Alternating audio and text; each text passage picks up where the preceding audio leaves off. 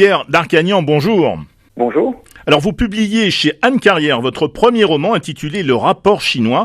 Permettez-moi tout d'abord de vous féliciter car votre ouvrage remporte cette année le prix spécial Charles Aznavour, prix qui vous sera remis le 4 décembre prochain à Marseille par Micha Aznavour. Un premier roman qui n'est pas dénué d'humour et qui part à la conquête du monde du travail où l'absurdité le dispute à la vacuité, Pierre Darcagnan. C'est tout à fait ça, effectivement, le thème principal, si je puis dire, du livre est celui de la vacuité, plus généralement du vide, vide sous toutes ses formes, et qui se décline d'abord dans le cadre, un cadre professionnel, le monde du bureau, le monde des affaires ensuite, et plus largement le vide du monde moderne, si je puis dire. Un roman hilarant dans lequel votre héros, Tugdual Logier, recruté par un cabinet de conseil, passe 3 années à ne rien faire dans un bureau vide. Terrifié à l'idée que quelqu'un découvre son oisiveté, une mission lui sera enfin confiée, rédiger un rapport sur les facteurs pouvant favoriser l'implantation commerciale de la Chine en France.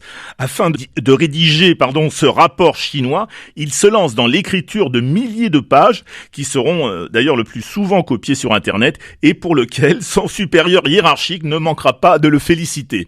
Tout à fait, effectivement. Ce personnage, donc le Tugdual Logier, se retrouve pendant 3 ans il est très bien payé. Oui, je crois 7 000 euros par mois à ne rien faire, c'est ça? Exactement. C'est la raison un petit peu pour laquelle il compte tenu de ce salaire, eh bien, il s'est convaincu qu'il était nécessairement quelqu'un d'important et donc il ne se pose pas plus de questions que cela sur son oisiveté et au contraire veut donner l'impression qu'il est toujours très occupé, notamment auprès de sa fiancée, jusqu'au jour où on lui demande de rédiger un rapport sans beaucoup d'explications, un rapport sur les perspectives de croissance chinoise en France, et donc il se met il met beaucoup de cœur à l'ouvrage, à écrire des pages et des pages, essentiellement copier-coller depuis Internet,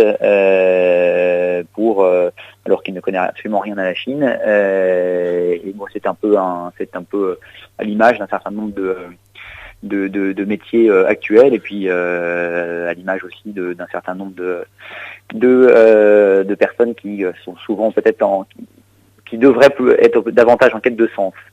Alors vous situez l'action entre 2005 et 2010, au moment de la crise des subprimes, une façon peut-être pour vous de dénoncer, en prenant le parti d'en rire, les concepts creux de la finance. Oui, alors je ne sais pas si c'est pour dénoncer. Moi, je suis toujours plutôt dans le constat, la description, et puis évidemment, si on peut avoir une réflexion, c'est mieux. Mais c'est vrai que c'est une période qui correspondait un peu au début de ma vie professionnelle et qui m'avait beaucoup intrigué, parce qu'on avait l'impression que le monde découvrait à travers le monde de la finance et les subprimes, bien que l'économie reposait sur beaucoup de vide, et que la valeur sociale n'était pas forcément corrélée à la valeur pécuniaire, si j'ose dire. Mais de quoi ce rapport est-il le symbole du culte de l'argent dans lequel notre société baigne, de la conduite du monde des affaires, de l'impunité de la finance ou encore de la légalité des paradis fiscaux? Le rapport est à mon sens aussi le symbole d'abord du vide, c'est à la fois le vide qui nous compose, hein, les atomes dont nous sommes faits sont composés essentiellement, quasiment exclusivement de vide. Il est symbole de une certaine forme de vacuité, et effectivement cette vacuité se retrouve beaucoup dans un certain nombre d'aspects du monde moderne, notamment celui de la finance. Alors, un roman drôle qui navigue entre satire et roman policier, avec également une dimension fantastique dans les dernières pages. Tout à fait, sans rien révéler du dénouement. Sans parler de la fin, bien sûr. Oui, c'est une manière assez un petit peu onirique de terminer le récit, sans d'ailleurs véritablement le terminer, mais plutôt en essayant de l'ouvrir encore davantage. Bien, mais écoutez, encore toutes nos félicitations, Pierre Darcagnan. Vous êtes, on peut le signaler, vous êtes avocat au barreau de Paris. Tout à fait. Et quand avez-vous le temps d'écrire? C'est une passion, la littérature, l'écriture? C'est une passion. D'abord la littérature, je lis beaucoup, et puis l'écriture, j'ai toujours ressenti ça comme un besoin. Donc j'ai toujours écrit d'abord le week-end à l'époque où je n'avais pas d'enfant, et puis bien aujourd'hui j'essaie d'écrire le soir quand j'ai le temps, et c'est une passion qui j'espère ne me quittera pas. Voilà, il y a d'autres ouvrages là, en préparation auxquels vous pensez déjà? Oui, toujours. Il y a toujours des ouvrages en préparation maintenant. Enfin, il y a toujours en tout cas de l'écriture en cours, des ouvrages en préparation. J'espère en tout cas qu'il y en aura, que ce travail d'écriture actuel, eh bien, aboutira à un manuscrit, et puis j'espère à d'autres livres.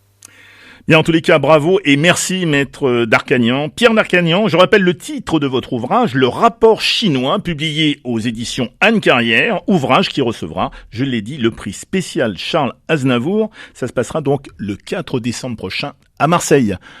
À très bientôt. Merci beaucoup, à très bientôt. Et maintenant, voici la question jeu RCF Cultura Aubagne. Comment s'appelle le héros du livre de Pierre Darcagnan? Des cartes cadeaux à gagner pour les premières bonnes réponses au 04 91 50 82 33. Comment s'appelle le héros du livre de Pierre Darcagnan? 04 91 50 82 33. À vous de jouer. Richard Findiquian.